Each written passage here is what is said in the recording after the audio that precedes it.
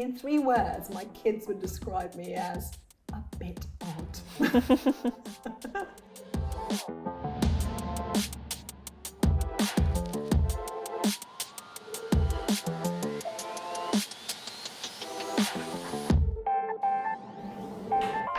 Hello. Hello. How are you doing? How gorgeous are you? Oh, thank you. Lovely to meet you. Yeah, you too. How are you?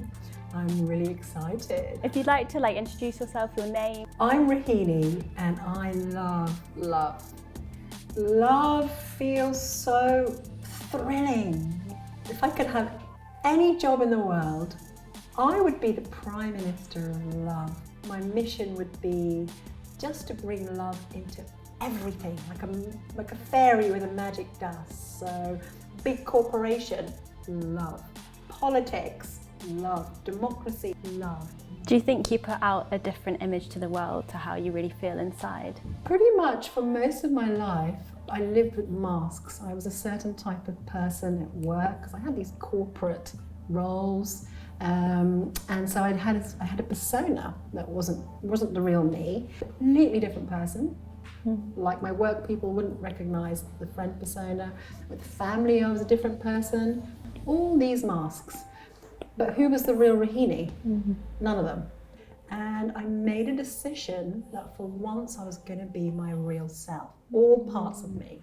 And I said, if I'm not myself, what's the point? Who am I? Would you say you're a private person when it comes to your mental health? I used to be very private. About a decade ago, I suffered a burnout because my life was maniac level, working like crazy. I was a mum with 3 young kids, jetting around the world. And it was a real taboo for me to even consider telling people the truth that I was proper burnout. I was bedridden. I couldn't even think about what to give my son's breakfast. That would freak me out. I didn't tell a soul. I told my husband, don't tell anyone. I was really ashamed of myself. And it took decades to shed that shame and to be open about my journey. Now, I'll tell everyone in the hope that it might inspire others to also open up about their journey. Do you remember the last time you cried? Yes. Cry all the time. Can you tell me about that last time? I think it would be with Carl. We had a proper argument. I can't even remember what it was about, but ultimately there was a wound that surfaced for both of us. And that's when we were both crying but it was beautiful because now we embrace conflict because we know it's a catalyst for our growth. What does self-love mean to you? Self-love is everything. The whole world is a reflection of that self-love for yourself. All paths lead to self-love. What parts of yourself do you love? I've given natural childbirth to 3 children. So, there's stretch marks, there's bits here and there.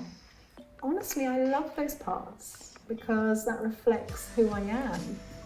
I love the weird and maybe the grumpy monkey Rohini too. As long as I'm coming from a place of trying to do my best, then I love that part of myself. What would you say to someone struggling with their mental health right now? I've been there. I really was at the brink, and there is a way out. You need to kind of get into a state where you go, right, enough is enough. I've had enough of this. I'm fed up of being fed up. And then ask for help. And there's so many things out there that can help you. Everyone should look in the mirror and say, I love you 10 times. And you fake it until you make it and you keep saying it. I love you, I love you, I love you. Are you ready to see your portrait? I am. Here you go. Ooh,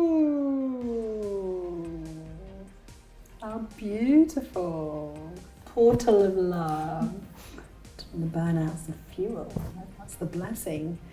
And I love how you put the shoots coming up because if it wasn't for that, wow.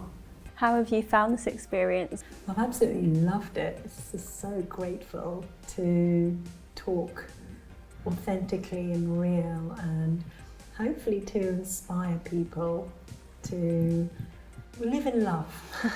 I just feel really elevated, so thank you. Amazing. That makes me feel warm as well, so Thank you. thank you as well. Oh.